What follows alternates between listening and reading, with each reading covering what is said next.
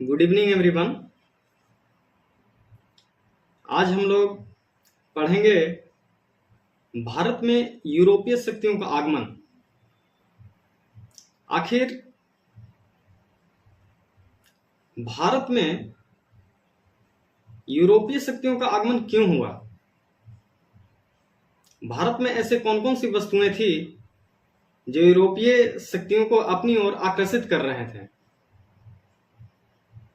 भारत उस समय बहुत ही अमीर हुआ करता था।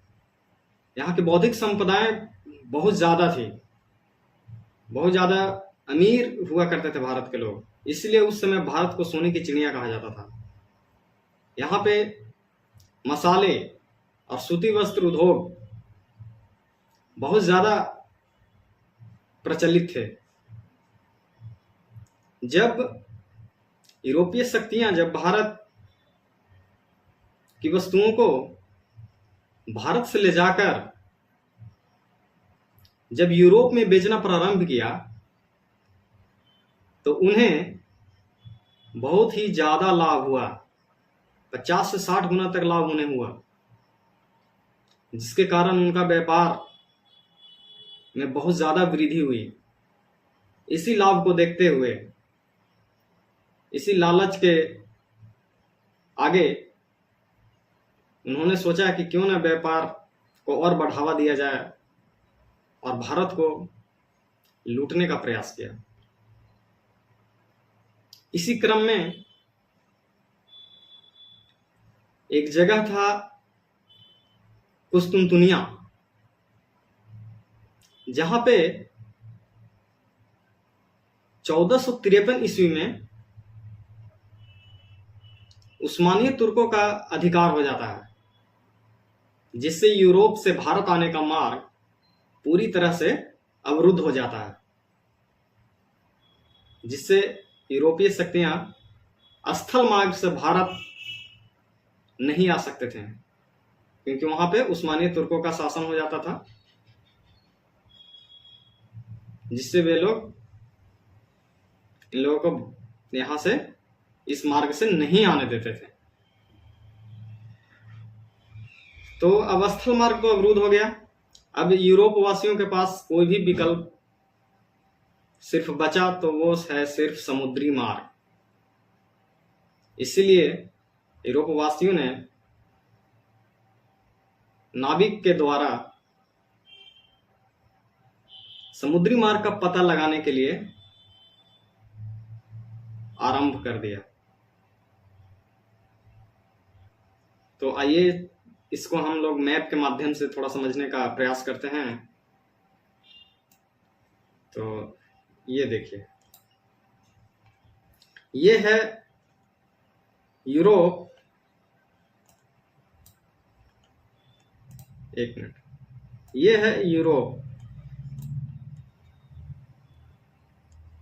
और यहां पे बीच में हुआ करता था कुस्तुनतुनिया।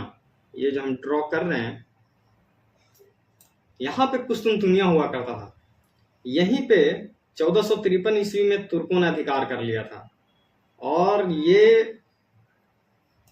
ये मार्ग जो है पूरा इंडिया आने का, ये पूरी तरह से अवरुद्ध हो जाता है यहाँ पे। और इसी मार्ग के विकल्प के रूप में यूरोप के लोग या यूरोपीय शक्तियां हम कह लें, समुद्री मार्ग का खोज प्रारंभ करती हैं। तो इसी क्रम में प्रथम प्रयास बार्थोलोम्यू डियास द्वारा किया जाता है। जो यहाँ ये जो लिस्बन लिखा हुआ, ये पुर्तगाल की राजधानी हुआ करती थी उस समय। ये पुर्तगाल है यहाँ पे। तो बार्थोलोम्यू डियास यहां से निकलता है समुद्री मार्ग का खोज करने के लिए। जब वो यहां से निकलता है तो वो इधर से निकलता है, ये हम ड्रॉ कर रहे हैं, देख लीजिए। और ये सीधे आकर बार्थोलोम्यू डियास यहाँ पे केप ऑफ गुड होप, जो कि आसान द्वीप, हिंदी में हम लोग इसको बोलते हैं उत्तम आसान द्वीप, यहां पे पहुंच जाता है, केप ऑफ गुड होप। और ये समुद्री मार्ग से भारत के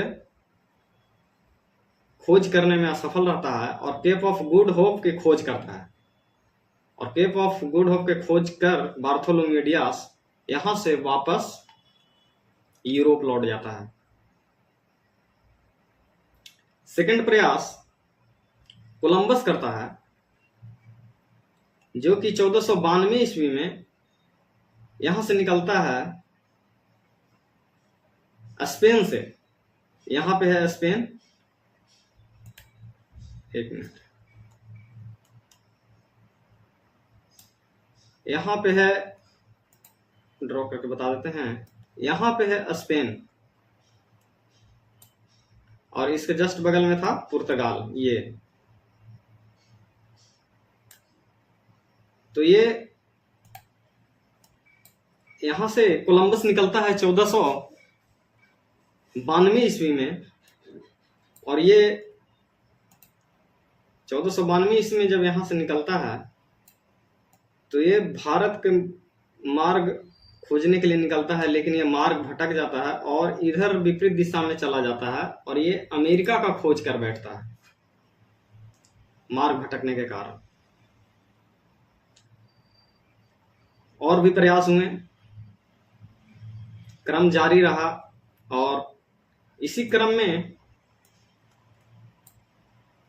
1498 में पुर्तगाली नाविक, यहां पे पुर्तगाल, वास्को डी गामा समुद्री यात्रा का खोज करते हुए भारत पहुंच जाता है। लेकिन वो किस मार्ग से भारत पहुंचता है, आइए हम लोग मैप में देख लेते हैं। तो ये पुर्तगाल से निकलता है, ये जो हम ड्रॉ किए हैं लिस्बन, ये है पुर्तगाल की राजधानी। यहां से 1498 में निकलता है और यहां से निकलता है और ये इस मार्ग से, जो कि मैप में पहले से ड्रॉ किया हुआ है, इस मार्ग से आता है और ये केप ऑफ गुड होप में अब्दुल मुनिक, जो एक गुजराती होता है, वो इसका मार्गदर्शन करता है केप ऑफ गुड होप में कि आप इस तरफ जाइए, यहां से भारत आप पहुंच जाइएगा। तो फिर Vasco da Gama Cape of Good Hope में अब्दुल मुनिक की सहायता से ये निकलता है और सीधे यहाँ कालीकट बंदरगाह, ये देखिए यहाँ कालीकट बंदरगाह वो पहुंच जाता है। कालीकट, ये यहाँ पे ड्रॉ किया हुआ है कालीकट।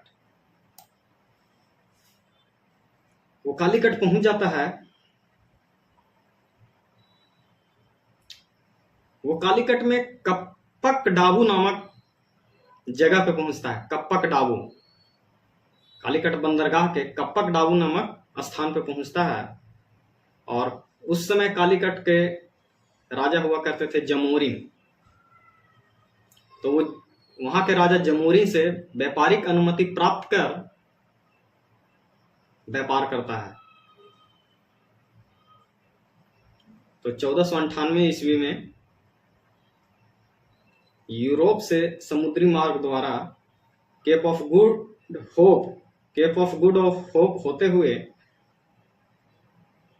समुद्री मार्ग का खोज भारत तक हो जाता है, जिसको सफल बनाता है वास्को डी गामा। 1498 ईस्वी में वो कालीकट पहुंच जाता है और फिर व्यापार कर कर यहाँ से जाता है और बताता है कि यूरोप वासियों को फिर बता देता है कि ये है समुद्री मार्ग। और इस मार्ग का खोज हो जाने से पहले पुर्तगाली आए,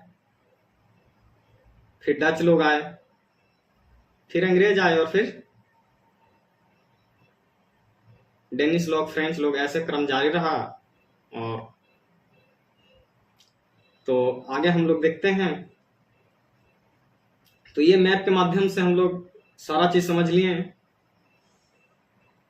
अब फिर हम लोग इसको जो भी पॉइंट्स बच गया है। अब उसको देख लेते हैं, एक भी पॉइंट नहीं छोड़ना है दोस्तों। कंटेंट में बिल्कुल कमी नहीं रहने वाला है, कंटेंट पूरा भरपूर मिलेगा आप लोग को। तो चलिए अब हम लोग जो कंटेंट नहीं पढ़े हैं उसको देख लेते हैं।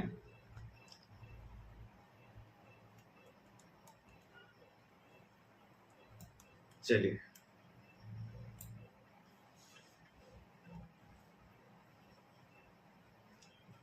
One two three.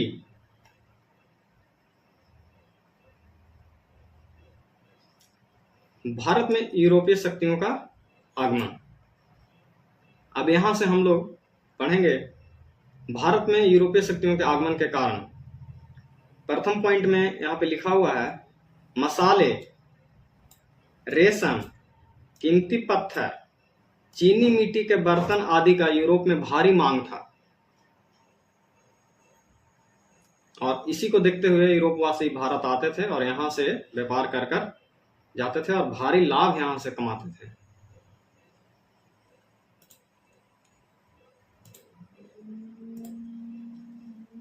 तो हम लोग पढ़ चुके हैं कि 1453 ईस्वी में कुस्तुनतुनिया, हाईलाइट हम कर रहे हैं पीला कलर से, आप लोग देख लीजिएगा। एक मिनट, कलर चेंज कर देते हैं। 1453 ईस्वी में कुस्तुनतुनिया पर, जो अभी वर्तमान में तुर्की के नाम से जाना जाता है, ये है तुर्की, उस्मानिय तुर्कों का कब्जा हो जाता है, जिससे यूरोप और एशिया का व्यापार पूरी तरह से बाधित हो जाता है और नए मार्गों की आवश्यकता पड़ती है। भारत एवं यूरोप के बीच नए समुद्री मार्ग के खोज के कारण पुर्तगाल के, प्रथम पॉइंट, पुर्तगाल के राजकुमार प्रिंस हेनरी और स्पेन की महारानी इसाबेल ने समुद्री खोजों को प्रोत्साहन देते हैं। सेकंड पॉइंट, बार्थोलोम्यू डियास, जो पुर्तगाल के रहने वाला था, वो 1487 ईस्वी में केप ऑफ गुड होप के खोज करता है और वहीं से ये वापस लौट जाता है। ये भारत के खोज करने में असफल रहता है। फिर 1492 ईस्वी में स्पेन निवासी कोलंबस भारत का खोज करने के लिए निकलता है, लेकिन वो अमेरिका का खोज कर देता है। और इसी क्रम में फिर 1498 ईस्वी में पुर्तगाली नाविक वास्को डी गामा भारत पहुंच जाता है। पुर्तगालियों का आगमन।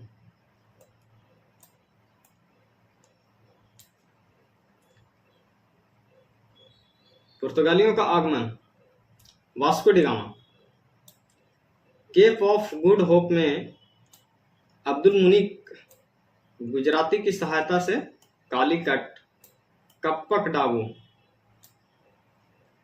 पहुंचता है। वो कब पहुंचता है? 17 मई 1498 को Vasco da Gama Cape of Good Hope में अब्दुल मुनीक से मिलता है, वो उसका मार्गदर्शन करता है और वो कालीकट सफलतापूर्वक पहुंच जाता है 17 मई 1498 को।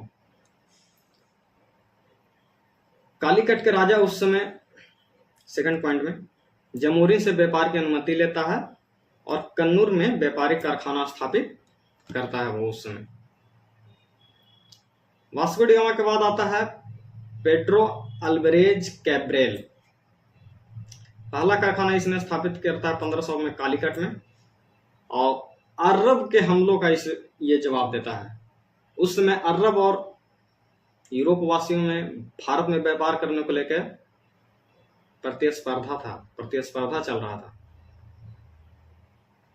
कोचीन और कुन्नूर के शासकों के साथ ये संधि करता है। उसके बाद आता है फ्रांसिस्को डी अल्मीडा।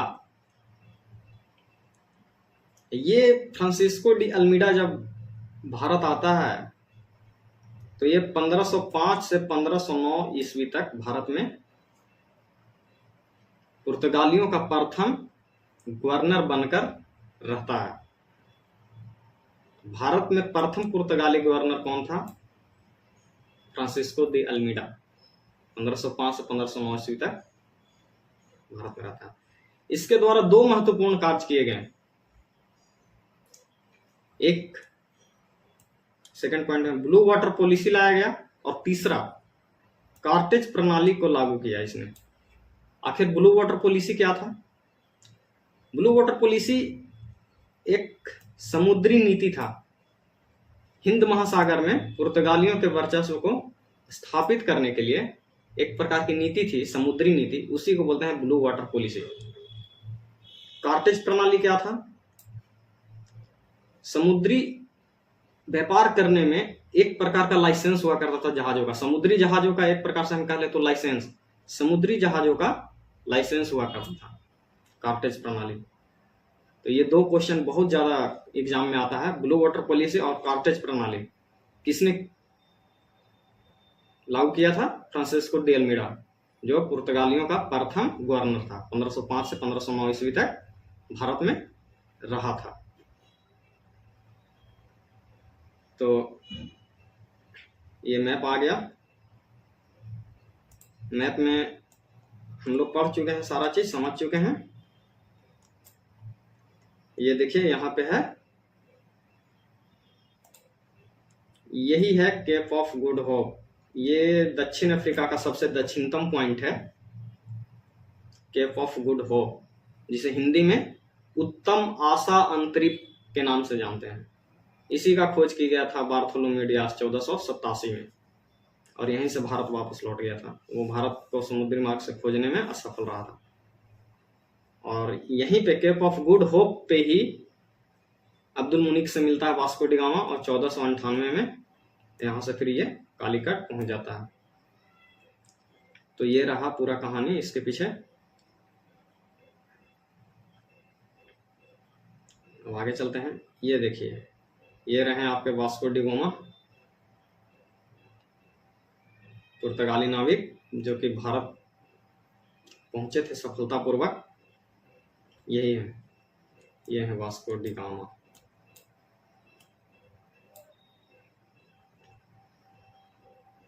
तो सारा कंटेंट हम पढ़ चुके हैं, एक भी पॉइंट छूटा नहीं है दोस्तों। इसी प्रकार से हम लोग आगे पढ़ते रहेंगे मैप के माध्यम से, और चित्र को भी इसमें शामिल किया जाएगा। तो जय हिंद, मिलते हैं अगले क्लास में।